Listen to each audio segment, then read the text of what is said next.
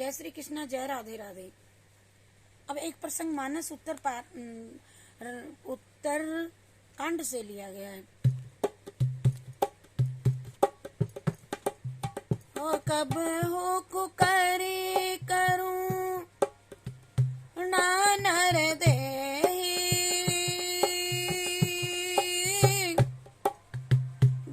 तु इस बिनु है तो सने। कब हो कुकरी करुणा नर दे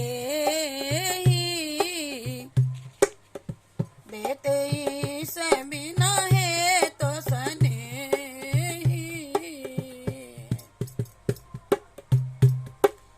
जीव मनुष्य शरीर में आकर के दूसरों का भी उद्धार कर सकता है। जीव मनुष्य शरीर में आकर और दूसरों का भी उद्धार कर सकता है। ये सबकी सेवा कर सकता है अपने हाथों से, जहाँ तक कि भगवान की भी सेवा यह जीव कर सकता है, अपना भी उद्धार कर सकता है।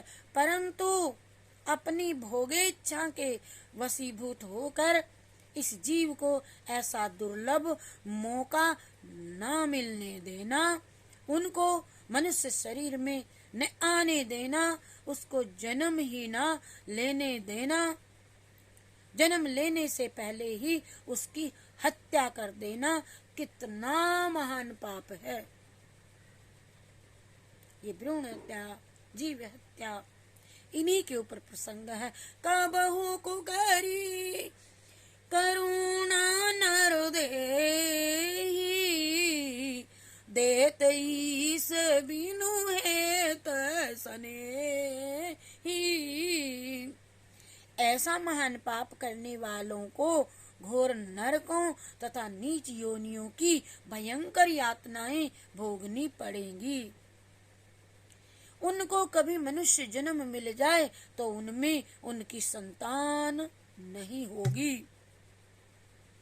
संतान के बिना वे रोते रहेंगे जीवन भर। ब्रह्म बेबत पुराण प्रकृति खंड द्वितीय अध्याय में आया है कि मूल प्रकृति ने अपने गर्भ को ब्रह्मांड गोलक के जल में फेंक दिया, तो आगे उसे प्रकट होने वाली लक्ष्मी, सरस्वती, राधा तथा राधा से प्रकट होने वाली गोपियों से किसी की भी कोई संतान नहीं हुई। ये ब्रह्म बेबत पुराण में आया है। जिन्होंने पाप करने वालों को घोर नरकों तथा नीच योनियों की भयंकर यातना भोगनी पड़ती ही हैं, उनको कभी मनुष्य जन्म मिल भी जाए तो वे निसंतान उनको रहना होता है। और ब्रह्म हत्या से जो पाप लगता है उससे दुगुना पाप गर्भपात करने से लगता है। इस गर्भपात रूपी महापाप का कोई भी प्रायश्चित नहीं है। इसमें तो इस स्त्री का त्याग कर देने का ही विधान है। यदि अन्न पर गर्भपात करने वाले पापी की दृष्टि भी पड़ जाए तो वह अन्न अभक्ष न खाने के योग्य हो जाता है। पूर्णाग्नवेक्षितम चेवा स्पृष्टम चाप्सिदक्यया पत्तृणाय वल्लीडम च सुनः संस्पृष्टमेव च। मनुस्मृति। गर्भ हत्या करने वाले का देखा हुआ, रजस वाला स्त्री का स्पर्श किया हुआ, पक्षी का खाया हुआ, कुत्ते का स्पर्श किया हुआ अन्न ना खाएं। मनुष्य शरीर को बड़ा दुर्लभ बताया गया।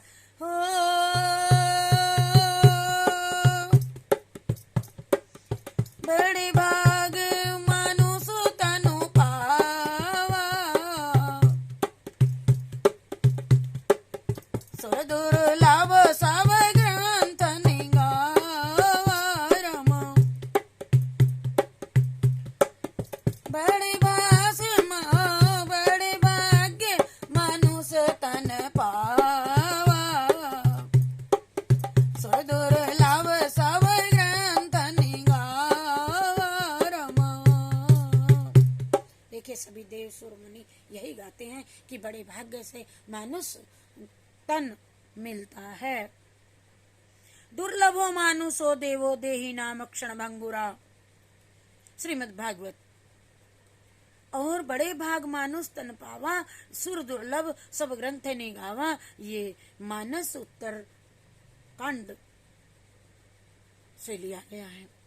परम कृपालु भगवान विशेष कृपा करके जीव को मनुष्य शरीर देते हैं और जीव को जीवित न रख सकते जो अपने मन को, उसको मारने का अधिकार उनको कैसे हो सकता है? जब उनको खिलाने पिलाने का आपका अधिकार नहीं तो आप उनको मारने का अधिकार आपको कैसे हो सकता है? जीव मात्र को, सभी को, स्वतंत्र हैं सब जीव, सामाजिक सभी प्राणी, उनको जीने का अधिकार है। उनको गर्भ में ही नष्ट करके उसके अधिकार को छीनना आपका महान पाप है। मनुष्यों को दूसरों की सेवा करने और उसको सुख पहुंचाने का अधिकार है, किसी का नाश करने का अधिकार कदापि नहीं है। अगर गर्भपात की प्रथा चल पड़ेगी तो फिर मनुष्य राक्षसों से भी बहुत नीचे हो जाएंगे। रावण और हिरण्यकशिपु के राज्य में भी गर्भपात जैसा महापाप नहीं हुआ और सभी शास्त्रों में जगह जगह गर्भपात को महापाप माना गया है। पाराशर स्मृति में तो इसको ब्रह्म हत्या रूपी महापाप से भी दुगना बताया है।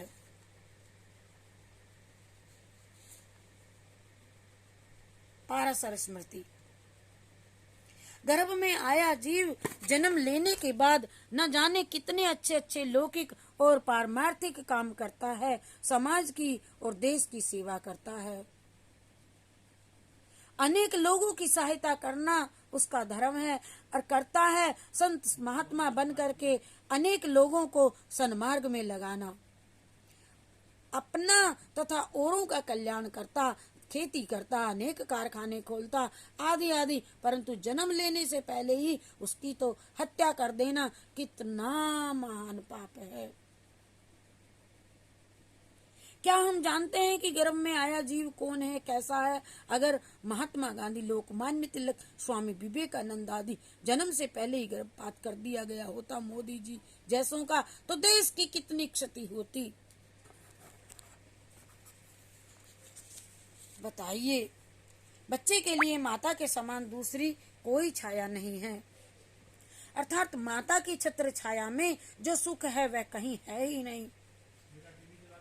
माता के तुल्य दूसरा कोई सहारा नहीं, माता के सदृश अन्य कोई रक्षक नहीं तथा माता के समान दूसरी कोई प्रिय वस्तु नहीं।